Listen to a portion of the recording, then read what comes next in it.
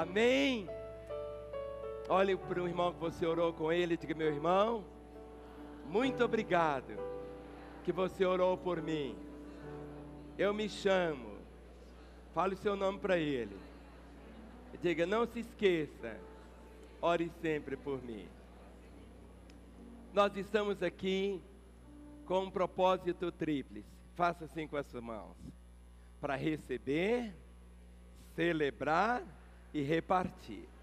Toda a nossa reunião envolve receber. Fala: receber tudo aquilo que Deus tem. E você entrega tudo que você é, que não é nada, e Ele quer colocar em suas mãos o seu todo. Para receber, para celebrar e para repartir. E nós vamos aplaudir aquele que é digno de toda glória, toda honra e todo louvor. Deus, aplauda mais forte ao Senhor. Ele é digno de glória, de louvor e exaltação. Aleluia. Glórias ao teu nome, Senhor, te exaltamos. Tu és fiel, Pai, tu és santo, Senhor. Aleluia, Deus. Aleluia, Pai.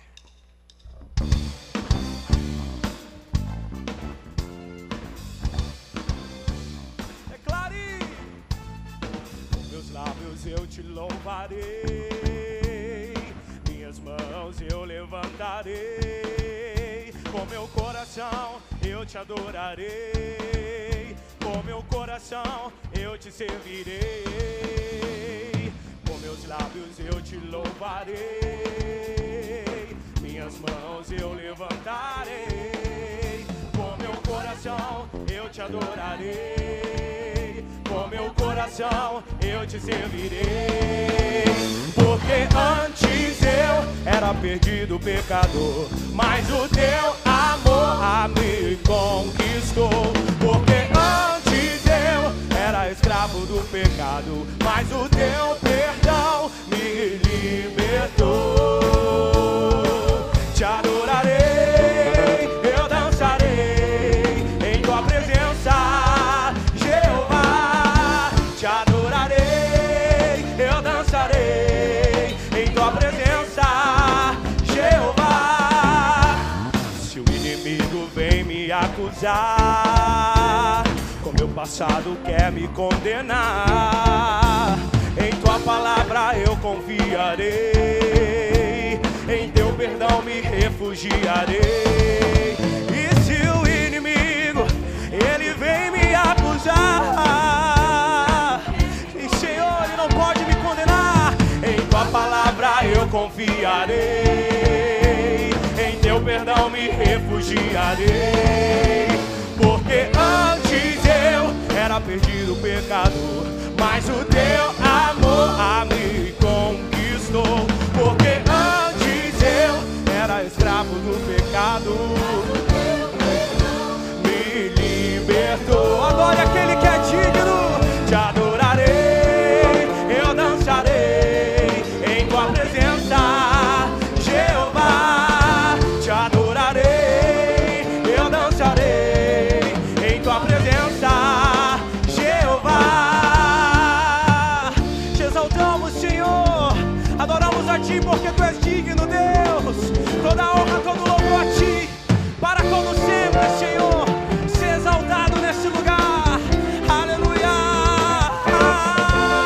Porque antes eu era perdido, pecador, mas o teu amor me conquistou. Porque antes eu era escravo do pecado, me libertou. Te adorarei, eu dançarei em tua presença, Jeová. Eu te adorarei, eu dançarei em tua presença, Jeová. Aleluia, aleluia. Te exaltamos, Senhor. Nesse instante eu quero que você tome a sua Bíblia e você vai levantá-la o mais alto que você puder. Ah, que privilégio temos de termos a palavra do Senhor. Levante-a bem alto. Se tem alguém sentado perto de você, pode ser um paralítico, vai ser a boa oportunidade de você falar: levanta em nome de Jesus, e ele vai levantar. Então levante e vamos falar juntos. Esta é a minha Bíblia. Eu sou o que ela diz que eu sou, eu tenho o que ela diz que eu tenho, eu posso fazer o que ela diz que eu posso fazer. Hoje eu serei tocado pela palavra de Deus. Eu audaciosamente confesso que a minha mente está alerta, meu coração está receptivo. Eu estou pronto para receber a incorruptível, a indestrutível, sempre viva semente da palavra de Deus. Eu nunca mais serei o mesmo. Nunca, nunca, nunca. No nome de Jesus. Amém. Pai, conceda ao pregador graça e sabedoria nesta manhã. Senhor, sabemos que a temperatura está tão alta, natural. Mas, ó Pai, queremos ver a temperatura espiritual, Senhor, crescer de uma forma tão intensa. Queremos, ó Deus, ver o nosso coração queimando de amor pelo Senhor cada vez mais e mais. Que cada ovelha do teu rebanho aqui em Lagoinha possa cumprir o teu propósito na terra, Senhor. Ó Deus, que cada ovelha possa crescer, te amando, te servindo e celebrando o teu nome. Conceda, Pai, ao pregador a tua sabedoria, a tua unção, Senhor. Ó Deus, para que sejamos edificados, consolados e exortados pela tua palavra, em teu precioso nome. Amém. Vamos assentar, irmãos.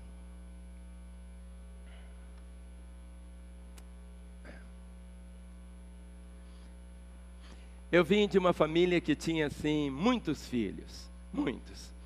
Na minha casa, nós éramos 7 irmãos e minha mãe teve talvez uns 4 ou 5 que não chegaram a nascer. Os meus tios tinham, assim, muitos filhos também. E quando eu casei com a Renata, nós dizíamos assim, nós vamos ter 12. Era uma festa, 12. Mas no meio do caminho eu tinha os nomes também para eles.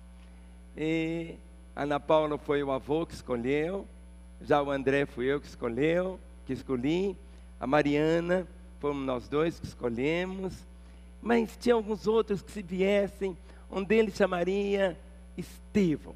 Estevão é um nome assim, muito másculo, não é? Um nome, só de falar a gente fala com a boca cheia, vamos falar? Estevão, é algo assim forte, né? E no meio dos outros que chegariam, tinha um que o nome é muito comum, é José. Parece que quando as pessoas não têm um nome para colocar no filho, coloca Zé, não é assim? José é o nome mais comum do brasileiro, é o Zé, não é assim, Zé? Mas na palavra nós encontramos um homem chamado José, que mudou completamente a nossa história. E o que vivenciamos hoje é resultado ainda daquilo que esse moço plantou no seu coração de fé, de entusiasmo, de integridade, de pureza. Estamos vivendo esse tempo mais do que nunca de termos realmente essa compreensão de pessoas semelhantes a José que tenham sonhos. Sonho não é você aquele sonho simplesmente quando você dorme. Sonhos são alvos, sonhos são objetivos, sonhos são aquelas paixões que você tem. E se existe uma paixão que o nosso coração é consumido por essa paixão, é aquela realidade de vermos a glória do Senhor cobrindo a terra como as águas cobrem o mar. Você está aqui em Lagoinha, numa igreja que temos um sonho de alcançarmos até 31 de dezembro de 2020, 10% de Belo Horizonte. 10%. Seria hoje cerca de 250 mil pessoas celebrando, adorando a Deus, mas não como um ponto final, como um ponto de partida para ir para toda a terra. É verdade que a igreja enfrenta situações as mais adversas, mas existe a promessa do Senhor Jesus dizendo que as portas do inferno não prevaleceriam contra a igreja do Senhor. Ele diz: eu edificarei a minha igreja. Eu edificarei a minha igreja. Cada reunião que você participa, você está sendo edificado. Cada célula que você ministra, ou nela é ministrado, você está sendo edificado também. Cada cântico que você entoa se transforma numa edificação também. E nós estamos sendo edificados. E Deus nos deu a palavra para nos exortar, para nos consolar e para nos edificar também. Ou seja, Deus tem construído, e aquilo que é a vontade dEle, nós queremos ver aqui na terra. É tão interessante que nas pessoas, elas são conhecidas pelas suas últimas palavras. Não importa a idade. Nessa semana, Niemeyer morreu, 104 anos. Mas é tão interessante que tudo na vida é como termina que se conta. E nossas últimas palavras são aquelas que realmente definem todo o sentido, tudo aquilo que fizemos, tudo aquilo que vivemos. Nós somos conhecidos pelas nossas últimas palavras, não tanto por aquilo que nós falamos em vida, mas aquilo que nós falamos na hora da morte. E quando você abre a sua Bíblia, em Hebreus capítulo 11, Hebreus capítulo 11, você vai encontrar aqui em Hebreus capítulo 11, uma galeria chamada Os Heróis da Fé. Abra a sua Bíblia. Todos agora com a sua Bíblia. Vê se o irmão ao seu lado está sem a Bíblia, e você vai emprestar a sua para ele.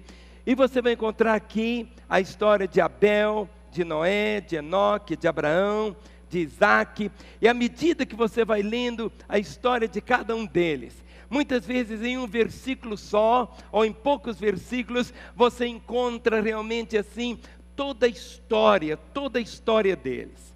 Mas é tão interessante que no versículo 22, traz esse personagem, o José do Egito, esse Egito que nós cantamos nesta manhã. Mas é tão interessante que quando lemos esse texto, apenas um verso, o verso 22 diz assim: pela fé José, próximo do seu fim, fez menção do êxodo dos filhos de Israel, bem como deu ordens quanto aos seus próprios ossos. Interessante, não está aqui os sonhos que José teve. O nome de José não está aqui por causa da pureza do seu coração. O nome de José não está aqui pelo modo como ele não cedeu à tentação tão terrível que a mulher de Potifar trouxe para ele. Ele não está aqui porque ele preservou o Egito e o mundo de então da destruição. É tão interessante, ele está aqui dizendo assim: pela fé, José, próximo do seu fim, fez menção do êxodo dos filhos de Israel, bem como deu ordens quanto aos seus próprios ossos. Ele está aqui por isso. Deu ordens quanto aos seus próprios ossos. José, ele era um profeta. José foi alguém que caminhou tão perto de Deus. Tinha aqueles insights do Senhor. Ali, olhava o presente, mas ele conhecia também o futuro. Nós cremos que Deus fala. Nós cremos que Deus concede visões aos homens. Nós cremos que Deus está atuando nos dias de hoje. Mas o que foi que José viu? O que ele viu? E aquilo que ele viu o marcou de tal forma que o legado que ele deixou foi exatamente isso. Ele deu ordens quanto aos seus ossos. Vamos ler em Êxodo capítulo 1. Abra comigo Êxodo capítulo 1. O que José viu? Quando lemos o texto, o nosso coração fica alarmado também. Quando você começa a ler o capítulo 1 de Êxodo, você encontra no versículo de número 8. No verso 8 começa dizendo assim: entremente se levantou um novo rei sobre o Egito, que não conhecera a José. Durante um tempo em que José esteve vivo, aquele tempo foi um tempo de prosperidade, tanto para o Egito, a salvação de toda a terra foi através dele, mas depois da morte de José, ele morre. José morre. Mas antes de morrer, diz o texto que ele deu ordens a respeito dos seus próprios ossos. Mas por que ele fez isso? Porque, olha o versículo 2. Versículo 8. Entremente se levantou novo rei sobre o Egito, que não conhecerá José. E esse que não conheceu José, começou a trazer a opressão. Olha no versículo 14. Êxodo 1,14. E lhe fizeram amargar a vida com dura servidão. Fale comigo, dura servidão. Fale comigo, dura servidão. Até então, o povo de Israel era livre. Até então, cada um tinha sua própria casa, sua família, tinha sua própria prosperidade. Mas depois da morte de José, depois veio um outro faraó que não conheceu a José e começou a fazer o povo a viver em dura opressão. Foi isso que ele viu. Viu os filhos de Israel em opressão. Viu os filhos de Israel vivendo assim. Mas quando você vê o livro de Gênesis, Gênesis capítulo 50, os dois versículos 24 e 25. Gênesis 50, verso 24 e 25. Gênesis 24 e 25. Disse José a seus irmãos: eu morro. Vamos falar? Eu morro. Agora, porém Deus certamente vos visitará e vos fará subir desta terra para a terra que jurou dar a Abraão, a Isaque e a Jacó. E José fez jurar os filhos de Israel, dizendo: certamente Deus vos visitará e fareis transportar os meus ossos daqui. Morreu José da idade de 110 anos. Embalsamaram-no e o puseram num caixão no Egito. Duas vezes nós encontramos essa expressão aqui. Olha o verso 24. José dizendo: eu morro. Porém, Deus certamente vos visitará e vos fará subir desta terra, para a terra que jurou dar a Abraão, a Isaque e a Jacó. No versículo 25, ele repete a mesma realidade. José fez, ele não fez só um pedido, não. Ele não simplesmente disse alguma coisa. Ele fez o povo jurar. Ele não pediu só um compromisso. Ele fez o povo jurar. José fez jurar os filhos de Israel, dizendo: certamente Deus vos visitará e fareis transportar os meus ossos daqui. Morreu José, da idade de 110 anos. Embalsamaram-no e o puseram num caixão do Egito. Modo tão estranho de terminar uma história. O que José viu? Ele havia visto essa opressão. Ele havia visto algo que os olhos naturais não tinham visto, ninguém tinha visto. E quando José deu esta ordem, ele não fez um pedido. Ele fez o povo jurar. Eu vou morrer, mas vocês não vão me enterrar aqui. Não me enterrem aqui. E colocaram José dentro de um caixão. Ele morre, mas não sepultam o corpo dele. José era um príncipe, foi como o primeiro-ministro do Egito. Ele morre, ele tinha 110 anos. Tinham passado 93 anos desde que ele tinha sido vendido pelos seus irmãos. Tinham passado 80 anos desde que ele tinha se comparecido diante de Faraó para interpretar o sonho. Tinha passado 60 anos desde que o seu pai Jacó tinha morrido. E diz o texto que depois da morte de José, passa um tempo, um outro faraó sobe ao trono que não conheceu José, e começa a opressão. E a opressão vem em 3 áreas: no trabalho, na família e na religião. A obra do opressor é sempre essa. Seria um trabalho escravo.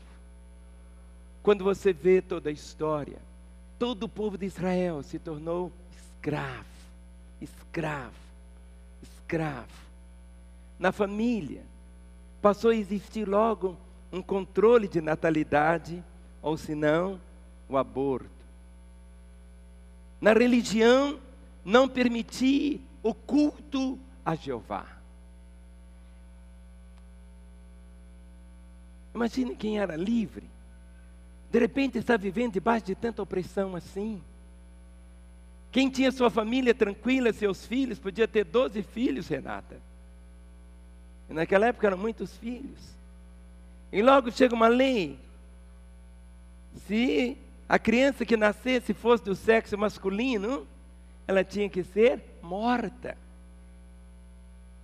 Ia ficar apenas as mulheres como objeto de prazer para os homens, para os egípcios. E na fé, todo o sentido de opressão.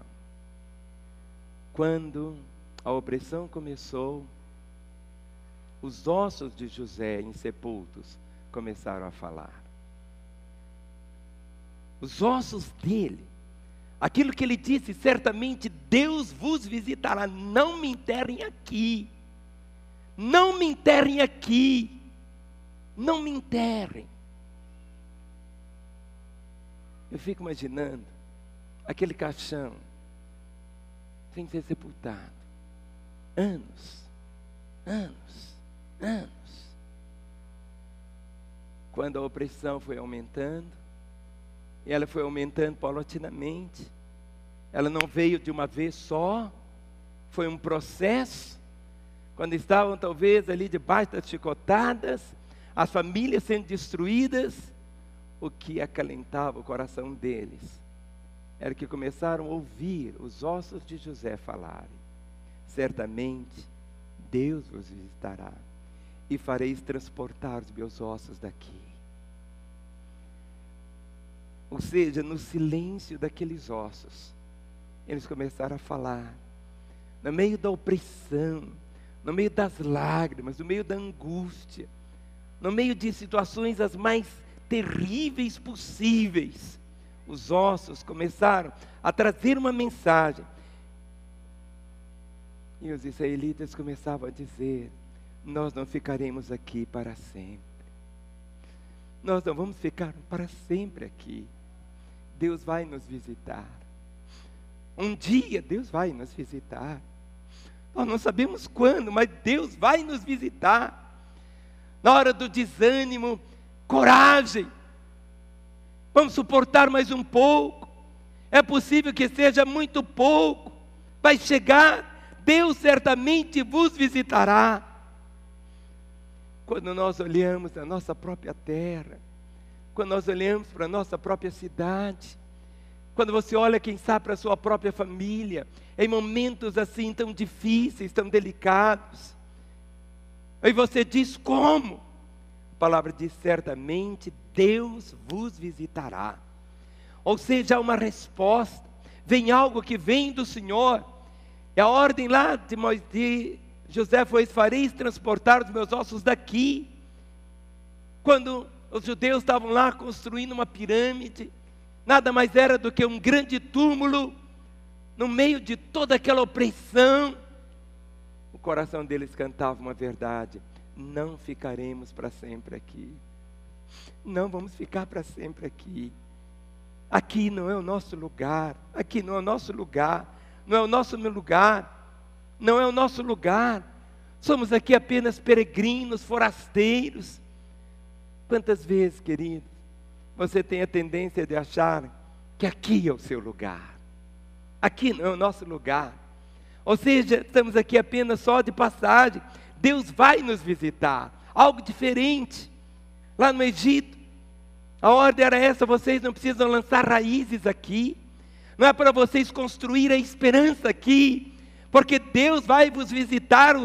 Aqui José dizia: e fareis transportar os meus ossos daqui.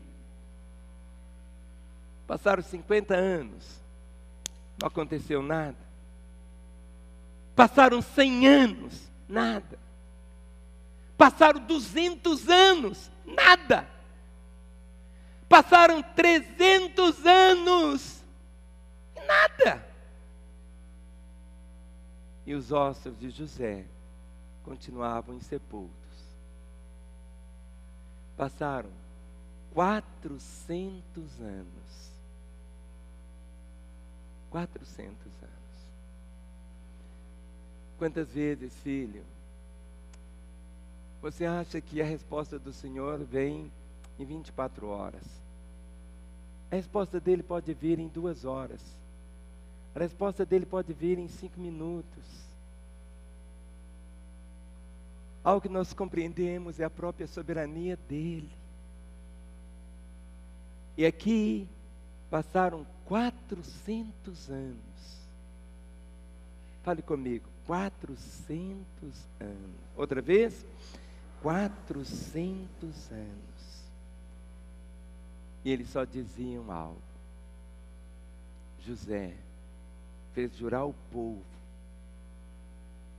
Fez jurar, dizendo: vocês não me sepultem aqui. Não me sepultem aqui. Será que era possível suportar mais? Deus vai visitar. Um dia deixaremos essa terra. Um dia teremos realmente uma nova terra. Olhamos para a nossa cidade e queremos ver essa cidade, queremos ver o nosso país e queremos chegar até os confins da terra, mostrando a misericórdia e o amor do Senhor. Talvez você diga: pastor, mas como? Se Deus plantou no seu coração, se Deus plantou em nossa igreja esse sonho, talvez você diga: pastor, mas será? Creia, enche o seu coração, querida. E Deus começou a visitar o seu povo. O método de Deus é sempre o homem. Não são os anjos que têm o privilégio de pregar a palavra. Somos nós. Olhe para o irmão que está aí ao seu lado. Você é essa resposta de Deus. Olhe para o seu irmão e diga: meu irmão, você é a resposta de Deus. É você. É você. E Deus faz sempre nascer uma criança. Quando você lê em toda a palavra, sempre que Deus quer fazer algo, Ele faz nascer alguém. E você conhece a história, como Moisés nasceu. De uma forma sobrenatural, ele nasce, ele foi preservado, foi levado até para o palácio. Você conhece também a história de Moisés. Quando Moisés já estava com 40 anos, ele viu quem ele era, viu a sua identidade. Ele disse: eu vou começar a obra, eu vou começar a libertação, vou tirar o povo. Mas não era a hora dele, não era o momento dele. Ele passa 40 anos, por causa de uma situação errada, ele foge e fica no deserto durante mais 40 anos. Deus não tem pressa, diga para o seu irmão, Deus não tem pressa. A única pressa que Ele tem é de salvar a pessoa, mas Ele quer amadurecer o seu coração. A crise, a espera, não vai desenvolver o seu caráter, vai apenas revelar, apenas revelar. Deus tem sempre a hora dele, o momento dele. 40 anos ali no deserto, até que chega, ele com 80 anos agora, o Senhor diz: chegou a sua hora, Moisés. E se revela para ele, naquela sarça. E diz: Moisés, você vai libertar o povo. Chegou a hora. Moisés, eu começo a visitar, eu começo a trazer a minha palavra. Você vai libertar o povo, vai tirá-lo da escravidão. E você conhece, vieram através de Moisés tantos encontros com Faraó, vieram aquelas 10 pragas, até que por fim o Faraó iria libertar o povo. Mas antes disso, o Moisés havia dado uma ordem para o povo. Olha aqui, capítulo 3. Êxodo capítulo 3, verso de número 19 até o 22. Você tem que ler a sua Bíblia. Êxodo capítulo 3, do verso 19 até o 22. Diz assim: Eu sei, porém, que o rei do Egito não vos deixará ir, se não for obrigado por mão forte. Portanto, estenderei a mão e ferirei o Egito com todos os seus prodígios que farei no meio dele, depois vos deixarei ir. Eu darei mercê a este povo aos olhos dos egípcios, e quando sairdes, não será de mãos vazias. Olhe para mim. Moisés orientou o povo dizendo: olha, Deus está falando que o faraó vai deixar nós sairmos, mas ele trouxe uma palavra dizendo: e nós, como saímos, não é para nós sairmos com as mãos vazias. Olha o que diz aqui o verso 22. Cada mulher pedirá à sua vizinha e à sua hóspede joias de prata e joias de ouro e vestimentas, as quais porém sobre vossos filhos e sobre vossas filhas, e despojareis os egípcios. O termo aqui diz que eles iriam despojar a riqueza dos egípcios. Agora, o que mais me impressiona nesse texto, se eles iam levar tudo do Egito, o que Moisés ia levar? Será que Moisés ia levar a coroa do faraó? Será que Moisés ia levar o anel do faraó? Será que Moisés ia levar o cetro de faraó? Moisés iria levar a coisa mais preciosa do Egito para ele. A coisa mais preciosa que existia ali no Egito, a maior riqueza seria de Moisés. E o que levaria? Êxodo capítulo 13, o verso 19. Êxodo capítulo 13, o verso 19.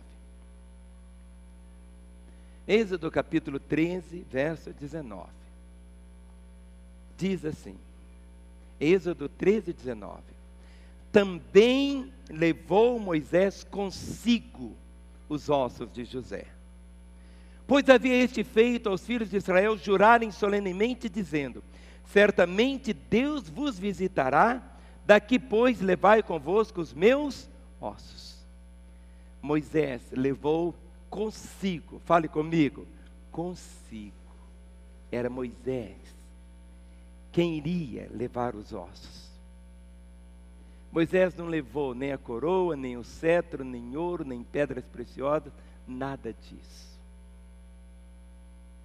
Moisés levou uma visão, um sonho. E ele diz aqui: certamente Deus vos visitará, daqui pois levai convosco meus ossos. Esse juramento era passado de pai para filho, de filho para o neto para o bisneto. Todos sabiam que um dia haveria uma visitação de Deus, e que essa visitação do Senhor estava acontecendo, já tinha começado a acontecer.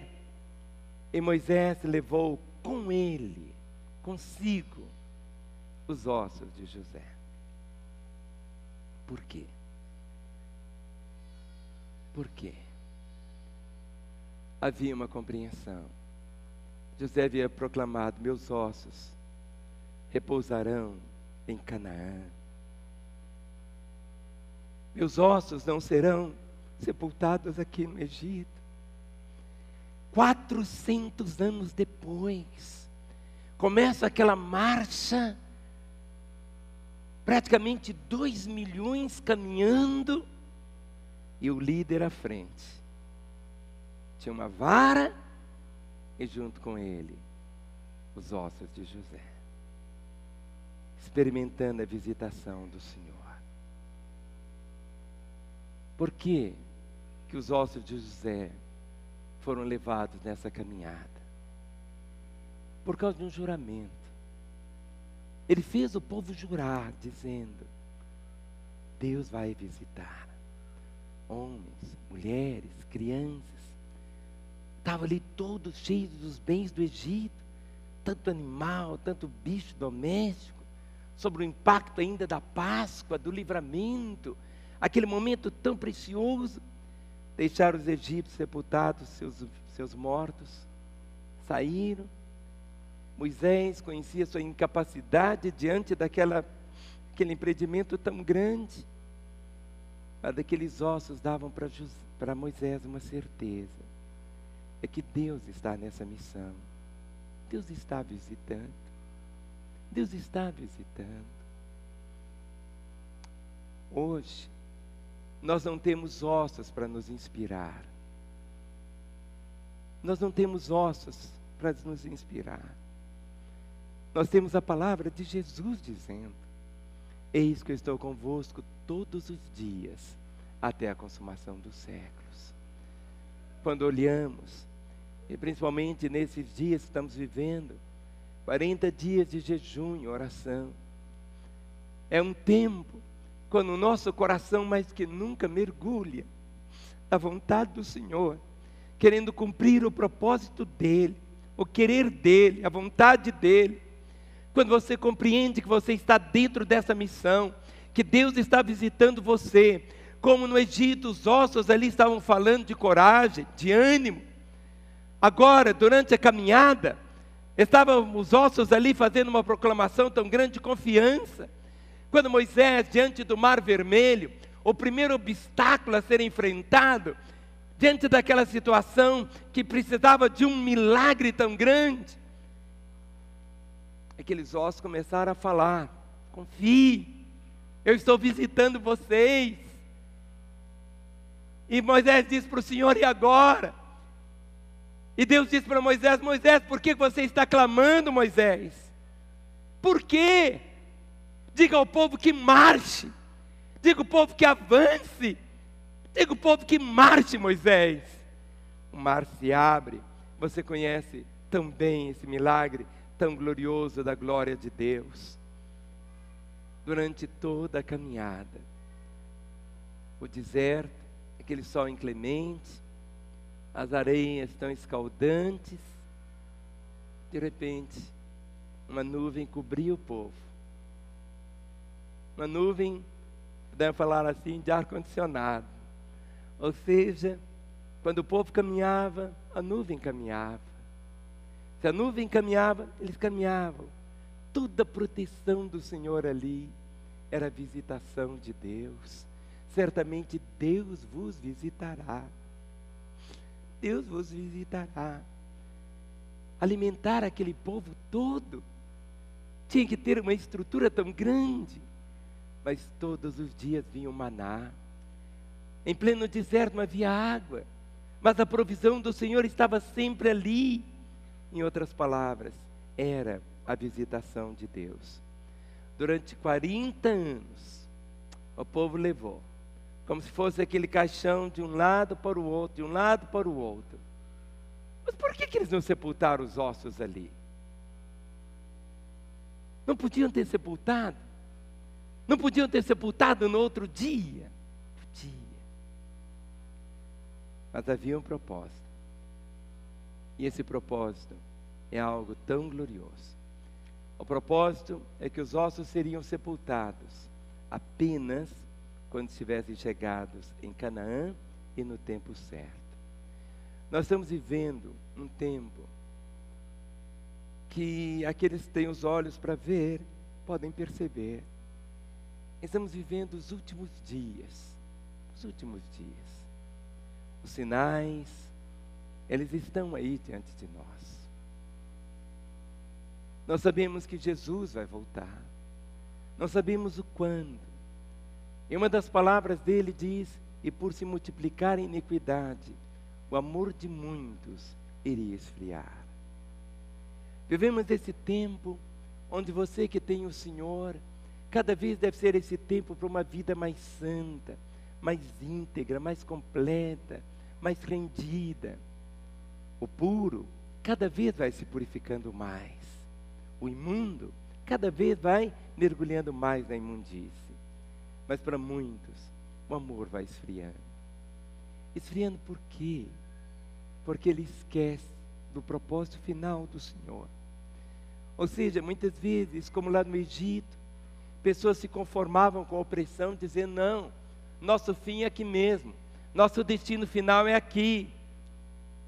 Mas quando lembravam dos ossos, os ossos começavam como que a falar: ânimo, coragem, fé. Ele prometeu: a glória da segunda casa será maior que a primeira. Caminhe, contemple o Senhor, avance.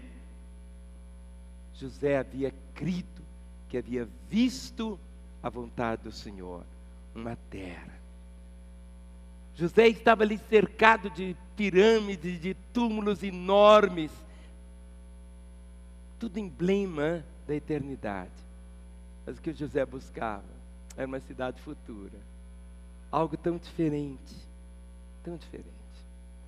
40 anos passam e Moisés morre. Josué vem para ser o substituto de Moisés. E o que Moisés passa para Josué? O cetro? Não tinha. Ele entrega para Josué os ossos de José.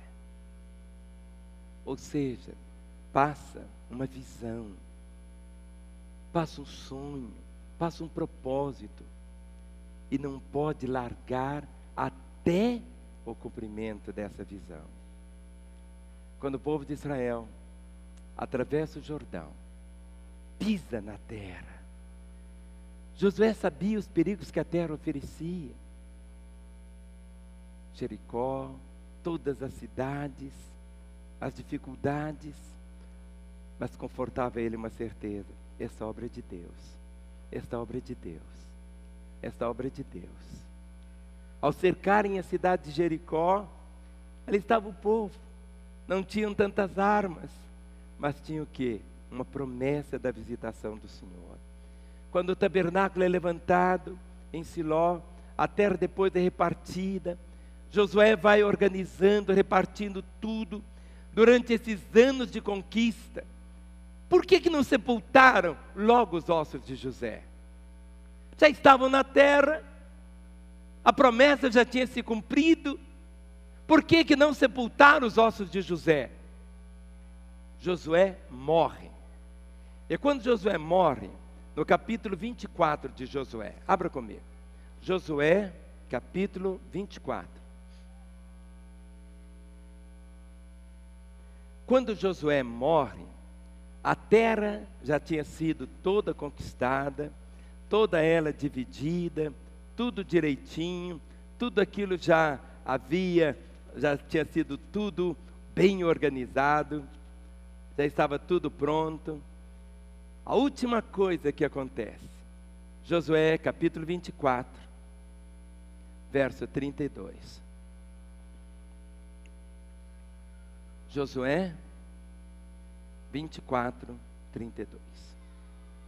Logo depois da morte de Josué, os ossos de José, que os filhos de Israel trouxeram do Egito, enterraram-nos em Siquém, naquela parte do campo que Jacó comprara dos filhos de Amor, pai de Siquém, por 100 peças de prata, e que veio a ser herança dos filhos de José.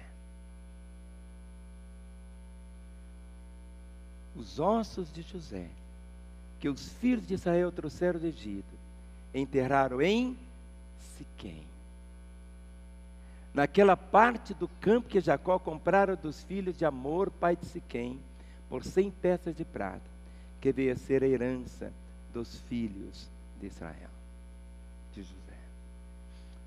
Olhe para mim, querido. Siquém, fale comigo. Siquém. Siquém está junto de Jerusalém. Você encontra um capítulo inteiro no livro de Gênesis, Abraão comprando essa terra, negociando o preço. O dono da terra quis dar para ele de graça. Ele falou: eu não quero de graça. Ele comprou, pagou, porque havia um propósito, algo que somente aqueles que têm olhos espirituais conseguem perceber. José, ele viu algo muito além do que simplesmente a saída do povo de Israel do Egito. Ele viu algo tão glorioso que iria acontecer muitos anos depois, que seria a própria morte do Senhor Jesus. Quando você abre sua Bíblia, em Mateus capítulo 27, eu não posso dizer que aquilo que aconteceu aqui realmente seja José. Mas se tem um personagem que eu acho que devia estar aqui, era José. Quando Jesus Cristo, ele está sendo crucificado, no momento quando ele diz, está consumado, e diz, Pai, nas tuas mãos, eu entrego meu espírito, acontece algo tão terrível. E diz aqui, verso 50, Mateus 27, 50. E Jesus, clamando outra vez com grande voz, entregou o espírito. E eis que o véu do santuário se rasgou em duas partes, de alto a baixo, tremeu a terra, fenderam-se as rochas. E olha o verso 52.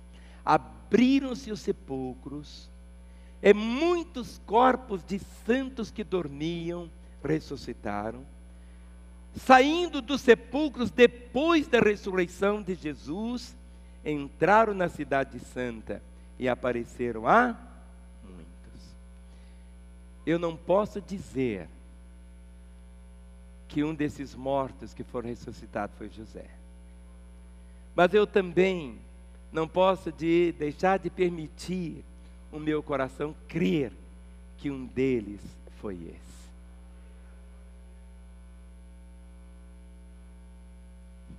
Porque na hora do brado, quando o Senhor diz, está consumado, sepulcros se abrem. Em Siquém, e muitos corpos de santos que dormiam ressuscitaram e ficaram lá. Não podiam sair, vivos lá dentro, saindo dos sepulcros depois da ressurreição de Jesus. Entraram na cidade santa e apareceram a muitos. A Bíblia não diz que eles foram reconhecidos. A Bíblia diz que eles foram vistos. Eles foram vistos, apenas isso. Eu creio, isso é apenas eu. Se você quiser crer comigo, que aqueles ossos de José, ressequidos, receberam vida pelos olhos do Espírito. Ele não somente viu a saída dos filhos de Israel do Egito, mas ele também com certeza viu o maior evento que podia acontecer em toda a história. Nada foi mais glorioso do que Deus ter se encarnado. Daqui a alguns dias vamos comemorar o Natal. E o Natal, essa mensagem é que Deus se fez carne e habitou entre nós. E vimos a sua glória. Glória como do unigênito de Deus. Foi sepultado, morto, foi sepultado. E 3 dias depois, ele se ressurge, cheio de vida. Quão grande é o Senhor. Quando alguém capta a visão de Deus. Quando você sabe a razão pela qual você está aqui. E nós olhamos onde estamos plantados aqui em Belo Horizonte. E daqui nós queremos chegar até os confins da terra. Aparentemente é um sonho. E alguns podem dizer assim, é impossível. Mas o que cremos é que para Deus tudo é possível. Fique em pé no seu lugar. Dê a mão para o irmão que está aí ao seu lado. Olhe para mim. Você, olhe para mim. Como você vê a sua vida? Como você está terminando o ano de 2012? Que ordens você tem dado a você mesmo? Jesus disse que Que adianta o homem ganhar o mundo inteiro se ele perder a sua alma? Aqueles que estão aqui, estamos aqui para receber, para celebrar, para repartir. Tudo que Deus te dá, meu irmão, tem esse propósito. Essa revelação que você recebeu hoje. Muitas vezes você diz assim: eu vou sepultar. Morreu, vou sepultar. Tem coisas que aparentemente morrem, querido. Mas há um texto na palavra que diz que para Deus todos estão vivos. Talvez seu casamento esteja morrendo, já morreu. Aí você diz: é impossível. Talvez os seus sonhos de estudar, de formar, de fazer, de ser, tenham morrido também. A vida é marcada de recomeços. Hoje você não tem, filho, ossos mortos para inspirar você. Você não tem ossos para falar com você. Deus está visitando você. Hoje nós não temos superstição alguma, nossa fé, nós não temos nenhum amuleto, não temos nada material.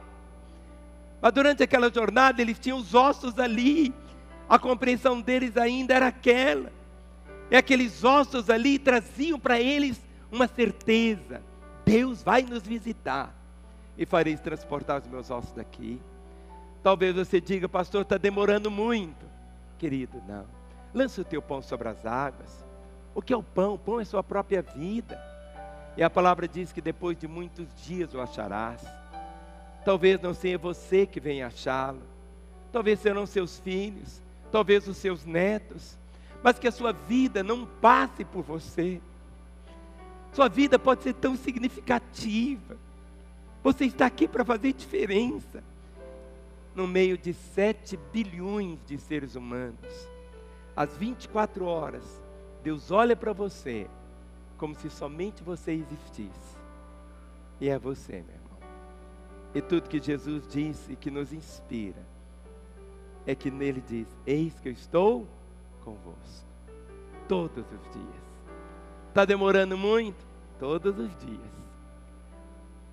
Está demorando? Todos os dias. Cada dia não é um dia perdido. Cada dia é o que o Senhor tem.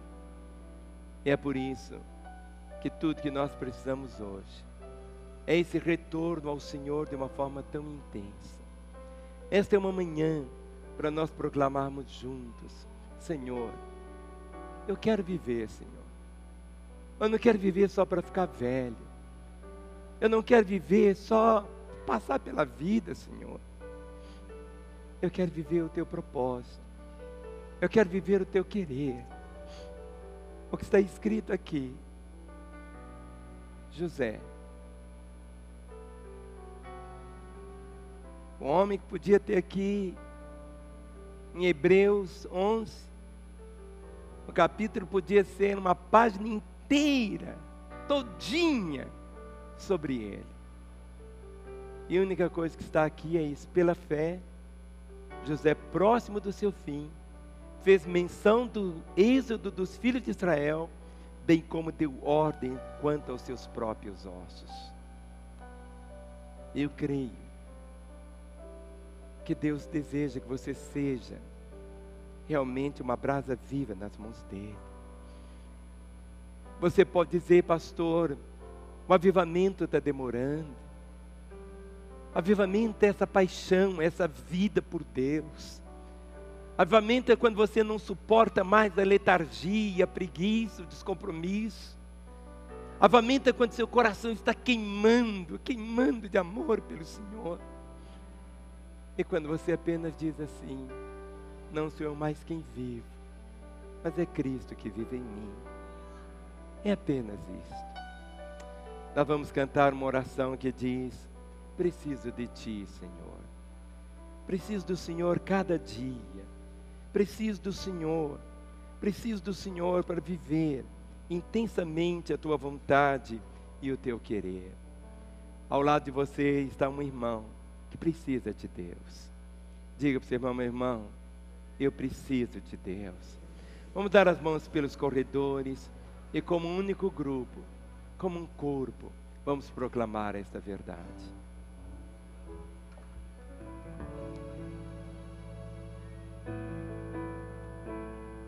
Precisamos de Ti, Senhor. Precisamos de Ti, Senhor. Mais do que tudo, Senhor. Mais do que tudo, Pai. Preciso de Ti.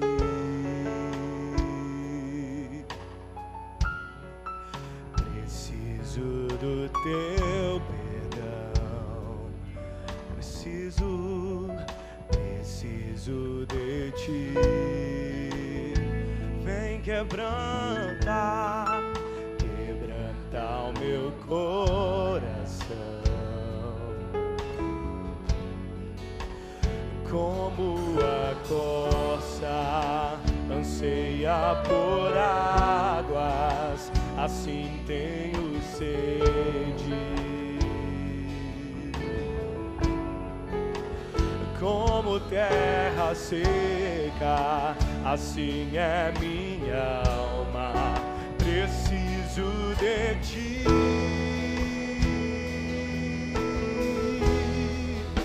Distante de Ti, Senhor, não posso viver, não vale a pena existir. Escuta o meu clamor, mais que o ar que eu respiro, preciso de Ti. Distante de Ti, Senhor, distante de Ti, Senhor, não posso viver, não vale a pena existir. Escuta o meu clamor, mais que o ar que eu respiro, preciso de Ti. Não posso esquecer, não posso esquecer, não, o que fizeste por mim. Como alto é o céu,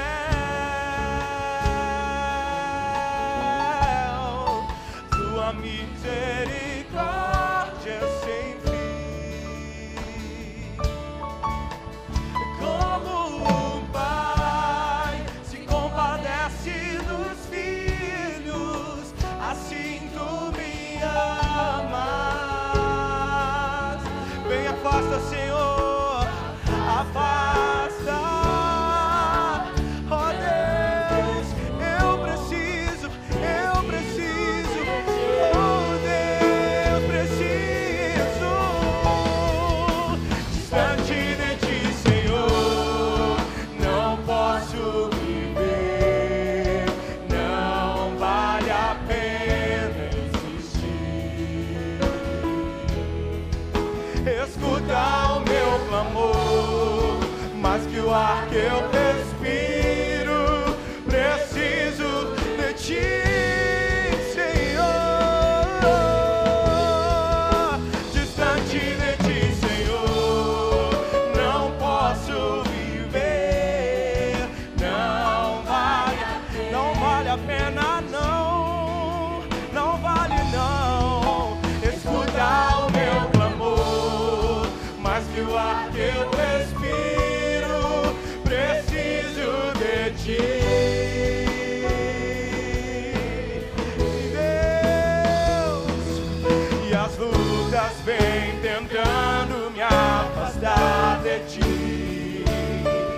Frieza, escuridão procuram me cegar, mas eu não vou desistir. Ajuda-me, Senhor, eu quero permanecer contigo até o fim. Eu quero permanecer contigo, Senhor. Sim, Deus, sim, Pai, precisamos de Ti, Senhor. Ouve o clamor do Teu povo nessa manhã.